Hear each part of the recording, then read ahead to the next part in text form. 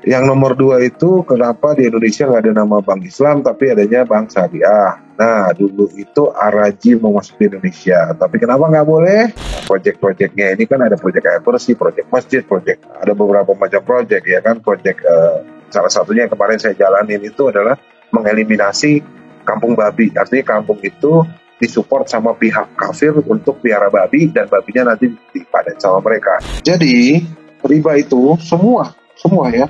Riba itu semua. Jadi mulai pemberi pinjaman, yang memfasilitasi bahkan, yang memfasilitasi itu yang memperkenalkan, yang menawarkan, yang mencatat, yang menjadi saksi dalam riba itu sendiri, yang menagihkan juga, ya kan, dengan semua fasilitasnya sampai yang pelaku.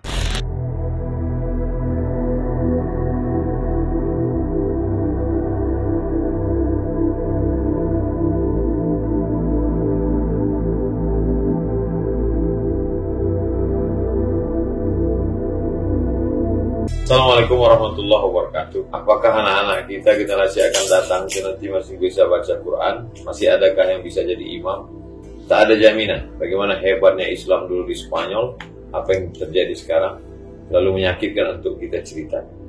Apa yang kita tanam hari ini itu nanti yang akan kita petik, kita tuai, melanjutkan perjuangan Islam di negeri kampung halaman kita. Kami mengajak semua teman-teman yang menonton video ini untuk ikut bersinergi bersama kami, berkolaborasi, dan juga ikut mendoakan untuk pembebasan lahan seluas 2.830 meter persegi di wilayah Piungan. Insya Allah di situ, di tanah itu ada surau, ada pondok tahfiz, mencetak calon para ulama, pimpinan pondok pesantren tahfiz Quran, rumah Quran, guru Quran, imam, media, broadcaster, dakwah. Mari kita support. Mudah-mudahan untuk mencetak Quran ini nanti bisa menjadi ulama-ulama, amin, bisa menebarkan kebaikan, manfaat, dan menjadi penerang bagi agamanya Allah. Yang kau wakafkan, membebaskan tanah, itulah yang melapangkan alam kubur, alam barzakh.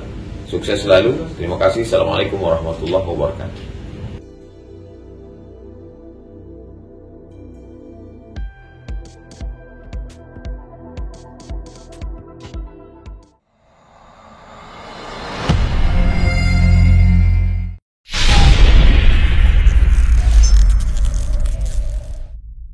Tips manajemen keuangan sebagai kepala rumah tangga. Lalu apakah Stephen juga nabung di bank, sekolah anak, investasi emas, dan segala macam?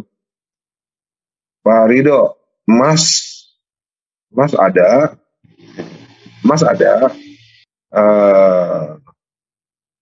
Manajemen keuangan rumah tangga gimana ya? Uang belanja saya kasih ke istri saya. Jadi istri saya yang megang keuangan di rumah tangga. Saya nggak megang, beliau yang megang. Istri saya megang.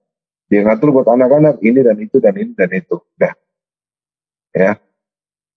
Dari gaji saya sendiri masuk ke FCI untuk pergerakan, untuk dakwah, untuk segala macam. Penghasilan dari kafe sendiri saya bagi untuk rumah tangga dan untuk beberapa hal lainnya yang memang kita harus maintain. Contohnya seperti proyek-proyek yang ada sekarang dan segala macamnya gitu ya. Untuk sekolah anak, ya uang sekolah anak kebetulan sekarang nyetornya di bank ya. Jadi mau nggak mau ya kita ke bank nyetor tunai gitu. Investasi emas ya tadi nggak ada ya. Itu Bu Ernest, Assalamualaikum, Waalaikumsalam warahmatullahi wabarakatuh. Malam kok. Dan teman rumah, satu, jika perbankan diserahkan ke pihak non-muslim, apakah ada banyak sampai saat ini? Jika perbankan diserahkan ke pihak non-muslim, apakah ada bahaya sampai saat ini? Ya, bisa. Karena kapitalis, mereka kan memang menguasai segala ini ya, mulai dari bank. Saat ini baik bank konven atau saya mulai bahkan beberapa istilah ini masuk dalam perbankan. Yang nomor 2 itu kenapa di Indonesia nggak ada nama Bank Islam tapi adanya Bank Syariah. Nah, dulu itu Araji mau masuk di Indonesia, tapi kenapa nggak boleh? Nanti yang jawab orang Bank Indonesia aja. Nah, dan dulu Menteri Keuangannya saya masih hafal, ternyata nggak boleh karena mengganggu kapitalis yang ada di Indonesia. Jadi saya bikin solusinya pakai apa? Saya bikinlah dompet madani, salah satu unit usaha Mall of Center, bukan Mall of Center, salah satu unit usaha saya. Jadi untuk mensupport kegiatan Mall of Center ini butuh dana yang cukup besar. Kita butuh sekitar hampir 200 juta setiap bulannya, hampir 200 juta. Itu untuk programnya aja, belum untuk proyek-proyeknya. Nah, proyek-proyeknya ini kan ada proyek air bersih, proyek masjid, proyek ada beberapa macam proyek ya kan. Proyek salah satunya yang kemarin saya jalanin itu adalah mengeliminasi kampung babi. Artinya kampung itu disupport sama pihak kafir untuk piara babi dan babinya nanti dipanen sama mereka. Nah, bagaimana caranya saya melawan mereka? Saya ganti babinya dengan domba. Nah, itulah kenapa kemarin saya ada tiba-tiba, pokok kenapa tiba-tiba miara domba? Ya itu karena buat itu. Ya, dan alhamdulillah berjalan. Nanti aja berupdate. Ya, kurang di sini. Nah, saya ditawarin pinjaman dari kelompok tabungan anggota dibuat sebagai model. Saya ditawarin pinjaman dari kelompok tabungan anggota dibuat. Saya nggak ngerti sih. Saya ditawarin pinjaman dari kelompok tabungan anggota dibuat sebagai modal pinjaman. Ini gimana? Mungkin tabungan anggota yang dipinjemin ke salah satu anggotanya. Saya nggak tahu harus menjawab apa. Karena bagaimana akadnya, ya? Pada saat kemarin penyimpanan uang di sana, ya gimana akadnya? Kalau akadnya itu boleh dipinjamkan, ya silakan. Nah, di dompet madani di kami itu semua uang yang ada di situ sebagai saldo dari user dompet madani itu kita simpan begitu aja, taruh duitnya, kita nggak pakai. Kita taruh gitu aja, pada saat dia tarik uangnya, baru kita tarik itu uangnya dari safety box, baru kita keluarin. Tapi begitu dia nggak pakai, uangnya akan stay di situ, akan tetap di situ. Dan dompet madani itu memang kita benar-benar gerakan untuk membantu UMKM di Indonesia. Ada dompet madani, ada MIU, namanya Minum MIU. Minum MIU itu sebenarnya berawal dari pesantren-pesantren di Indonesia. Karena selama COVID ini, selama pandemi, banyak donatur-donatur pesantren yang tadinya mampu menjadi donatur pesantren, lalu tiba-tiba ambruk karena bisnisnya ambruk, dianya diberhentikan dan segala macam. Qadarullah, banyak pesantren juga yang mulai bukan mengeluhkan, tapi mulai menyebar kayak brosur nyari donasi dan segala macamnya. Nah, saya coba bentukkan satu unit usaha namanya MIU, Minum MIU. Nah, itu minumnya murah dan HPP-nya kecil, modal untuk buka Minum MIU-nya juga cuma 4,5 juta, dan orang semua bisa donasi ke pesantren, ngasih si Minum MIU itu, dan kemarin cukup hype juga di wilayah Jawa Barat karena akhirnya pesantrennya bisa survive. Dari situ bisa kasih makan anak-anaknya lagi dan segala macam. Dan untuk yang tadi ya, tabungan anggotanya, coba tanya akadnya dulu deh, saya nggak ngerti akadnya. Soalnya kalau ini mungkin ada yang nyimpan juga di dompet madani saya nggak pakai uangnya untuk apapun, nggak diputerin untuk apapun. Gaji kita murni dari sedekah kalian di sedekah dompet madani. Gaji kita murni dari. Ini gimana akadnya ya? Assalamualaikum, izin bertanya, saya menjalankan usaha seperti yang Stephen ajarkan. Tapi ada orang kaya yang melebihinya cuma 100 rupiah. Gimana supaya saya benar-benar bisa ikhlas di dalam hati kok, nggak ngomel-ngomel dalam hati. Ya, kenapa harus ngomel-ngomel? Ikhlasin aja, karena rezeki itu nggak akan tertukar. Ya, rezeki itu nggak akan tertukar. Rezeki itu akan tetap kembali ke Mas atau Mbak ini, karena ini anonimus. Rezeki itu akan tetap kembali kepada kalian, kalau memang itu memang punya kalian, nggak akan tertukar, percaya. Ya, jadi percuma mau ngomel-ngomel juga, nggak ada gunanya. Ya, Assalamualaikum, bagaimana bisa kalau Stephen saya udah sampai jor-jor gitu. Yang tadi ya, Ain ya, yang tadi saya bilang saya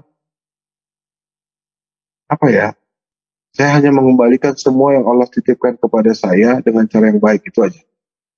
Karena semua yang ada di kita ini Allah titipkan.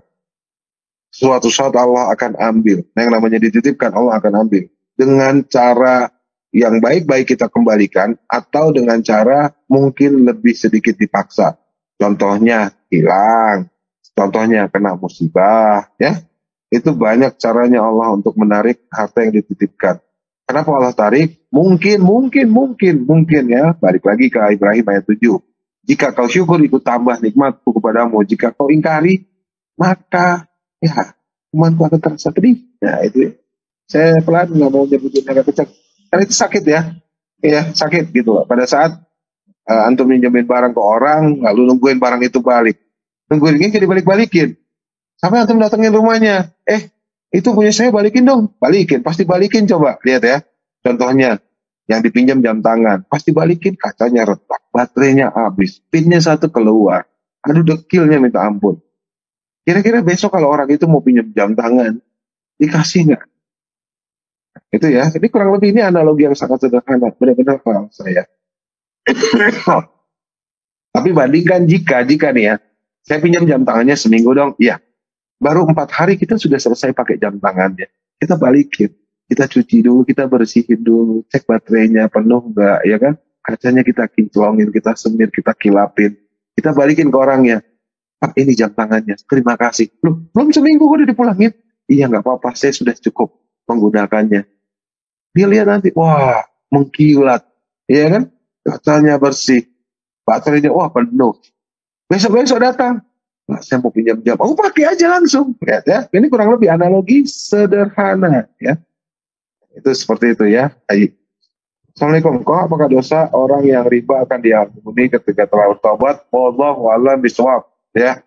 Untuk dosa apakah diampuni atau tidak, hanya Allah yang bisa menjawab, bukan siapapun. Assalamualaikum. Gimana solusinya ketika petani gagal panen terus butuh modal lagi buat tanam? Saya riba sudah masuk ke pertanian, ngeri banget. Waalaikumsalam, Pak Nugraha. Ya, itu yang tadi saya ceritakan sekitar berapa menit yang lalu, Min? Sekitar 20 menit tadi ya, 25 menit. Nih, adminnya sibuk ngetik soalnya. Mas Adi sibuk ngetik. Cik. Nah. Ya Ustaz, ya Kang. Ya kok. Ini saya lagi sibuk dondonin Q&A-nya. Ya, gak apa-apa, lanjut. Jangan, nanti kita gak ada komunikasi soalnya. Oh ya, siap kok. Kejawab nih. Gimana ya, kok? Iya enggak, tadi sekitar 20 menit yang lalu kan udah ngejelasin tentang petani yang gagal panen dan segala macamnya. Ya. Nah ini butuh mungkin wan rumah mungkin ada ya, mungkin donaturnya. Coba ini bisa dibantu, karena beras-beras dari petani itu biasanya diambil murah dari tengkulak. Nah ini saya ngerasain sendiri kok, mulai dari Cianjur sampai ke kemarin di Banjarmasin, sampai kemarin di daerah Jambi. Saya nyobain untuk keliling Indonesia dan kurang lebih sama. Dan kalau bisa memang diambil sama muslim lagi, diambil dengan harga yang layak dan dijual lagi ke tempat muslim ya, kayak restoran, rumah makan muslim, ya kayak gitu. Kayaknya cukup bagus ya. Baik kok, untuk menjawab yang tadi kok Steven sampaikan, jadi kalau misalkan nanti Pak Nugraha tadi ya, Pak Nugraha, misalkan nanti butuh bantuan untuk nanti menggalangkan dana, itu bisa melalui platform kami di langkahnyata.com. Itu qadarullah, saya juga yang bekerja langsung di langkahnyata.com, nanti bisa kami bantu untuk verifikasi penggalangan dananya. Nanti silakan bisa tanya-tanya. Sebentar, nanti saya tulis untuk kontak yang bisa dihubungi untuk tim langkahnyata.com. Begitu kok. Siap. Nah, terjawab ya, Pak Nugraha. Oke, lanjut nih. Kok saya pernah dengar statement seperti ini, mending nyicil rumah, lama-lama ntar punya, daripada ngontrak. Parangan kos seperti apa baiknya, bagaimana ya kok? Turnuhun, sawang sulna, jasa kalaher bayak. Saya lebih baik kontrak daripada tiap bulan bingung mau nyicil rumah, ya nggak? Begitu Allah sudah tetapkan saya harus punya rumah, insya Allah akan gimana pun caranya, beneran, ya, kurang lebih kayak gitu. Heti, assalamualaikum, waalaikumsalam. Sharing aja, share kalau konvensional. Ini yang tadi ya. Saya hanya meminta ke dengan amal dan hutang saya. Amin. Bu Hati, insya Allah Allah musta'an. Semoga Allah mudahkan. Assalamualaikum, Kok Andika. Waalaikumsalam warahmatullahi wabarakatuh. Gimana kok saya butuh uang untuk bayar uang kuliah. Terus saya pinjam dikarenakan di kerjaan saya, tapi mungkin saya juga salah. Waalaikumsalam Mas Andika. Mas Andika, kita sama-sama mahasiswa ya. Saya alhamdulillah dari D3 extend ke S1, lalu S2. Lalu saya ulang lagi S1 saya. Ya. Saya ulang lagi. Ya, saya ulang lagi S1 saya, lalu ulang lagi S2 saya, lalu S3. Sekarang S3 lagi. Rp1 pun saya nggak membebani orang tua saya, Rp1 pun nggak saya pinjam dari manapun. Saya cari hanya sebatas yang bisa saya cari dari pekerjaan saya, dari rezeki dari Allah, dan saya tahu mahal, makanya saya cari scholarship atau beasiswa. Saya belajar lebih giat, saya banyak baca, saya ikut scholarship di mana-mana, ngantri di sana di sini, nggak apa-apa. Itu jauh lebih mulia daripada kita ngutang. Karena ngutang itu hanya jalan singkat, jalan pintas. Dengan mengejar scholarship, kita akan terpacu untuk bekerja jauh, belajar jauh lebih baik lagi, dan berprestasi. Dan ilmunya kan banyak. Ya, itu jauh lebih bermanfaat daripada kita harus ngutang. Assalamualaikum Kok, mau tanya Kok, sampai saat ini saya masih ada hutang ke kartu kredit. Saya harus gimana Kok? Waalaikumsalam. Lunasin Pak. Kalau enggak kartu kreditnya gunting aja. Gunting. Saya sering lihat kok orang-orang yang hijrah digunting-gunting kartu kreditnya digunting-gunting, dia tinggal cicil sampai lunas dan selesai. Karena kalau udah lunas kan nggak ada apa-apa lagi. Tinggal telepon Pak, saya tutup kartu kredit saya. Gitu ya Pak. Terus saya mau tanya, saya dulu pelaku riba, sudah hijrah, aset sudah dijual. Sekarang saya sudah terbiasa nggak pegang uang, saya dapat kerjaan riba terus. Gimana caranya memuaskan hal tersebut? Waalaikumsalam Mbak Melisa. Kalau belum nikah, menikah aja Mbak. Kalau sudah menikah, maka ikut suami hijrahlah, menjauhlah dari lingkungan yang ada sekarang. Karena lingkungannya mungkin yang sudah tidak kondusif. Gitu ya. Pak Haji Sidarta, Assalamualaikum warahmatullahi wabarakatuh. Waalaikumsalam warahmatullahi wabarakatuh. Ada yang menyebutkan ribu itu hanya 4 bidang pelaku itu saja, debitur, saksi pencatat, dan menyetujui. Di luar itu tidak termasuk dalam riba. Apakah itu benar kok? Jadi riba itu semua ya. Riba itu semua. Jadi mulai pemberi pinjaman, yang memfasilitasi bahkan, yang memfasilitasi itu yang memperkenalkan, yang menawarkan, yang mencatat, yang menjadi saksi dalam riba itu sendiri, yang menagihkan juga, ya kan, dengan semua fasilitasnya, sampai yang pelaku. Ya. Jadi semuanya sama. Divisi IT termasuk dari pelaku riba. Kenapa? Karena mereka pelaku riba. Jadi gini lah, yang memberikan fasilitas. Jadi si debitur itu kan dia punya agent. Nah, agent itu kan nyebarin email, nyebarin ngeblast apa segala macam, kan butuh fasilitas dari orang IT. Nah, orang IT itu memberikan fasilitas kan sama aja seperti memberikan unta kepada penagih-penagih hutang, sama kan? Iya kan? Ya, sekarang nggak unta lah ya. Sekarang nggak unta, tapi orang IT kan sama. Semoga terjawab ya. Menyambung pertanyaan saya di atas nomor 2 kok. Saya pernah baca Alkitab pada beberapa ayat. Wah, ini temanya. Ini Imamat nggak dipakai, Mazmur nggak dipakai, Nehemia nggak dipakai Pak. Yehezkiel apalagi. Kan mereka menjalankan itu menerapkan hukumnya dari perjanjian baru Pak. Dan ini diskusinya nggak nyambung. Bapak naruh ayat Alkitab di dalam diskusi. Di sini forumnya umat Islam. One Ummah, Bapak naruh ayat Alkitab di sini. Nanti kalau mati, jangan undang-undang saya karena Bapak yang copy paste ayat-ayat dari agama kafir di sini. Dan memaksa orang muslim untuk membaca ayat-ayat kafir di sini. A'udzubillah min dzalik. Jangan ajak-ajak saya Pak. Saya nggak teruskan. Assalamualaikum kok. Gimana kok saya butuh uang untuk bayar kuliah Tadi udah. Kok kalau tabungan emas itu termasuk? Enggak, kan tabungan emas itu boleh. Waalaikumsalam ya, ini nggak ada nama lagi. Tabungan emas itu kan memang kita bayarkan zakat untuk itu. Insya Allah enggak. Ya. Tabungan emas ya, kita naruh emas di rumah, nabung kan? Nabung itu istilahnya kita naruh emas di rumah, sekian gram kita taruh di rumah. Nanti pada saat sudah jatuh waktunya, kita bayarkan zakat untuk itu, kita bersihkan, emasnya halal. Tapi kalau tabungan emas cuma bentuknya buku, emasnya nggak tahu ada di mana, walau ya itu riba.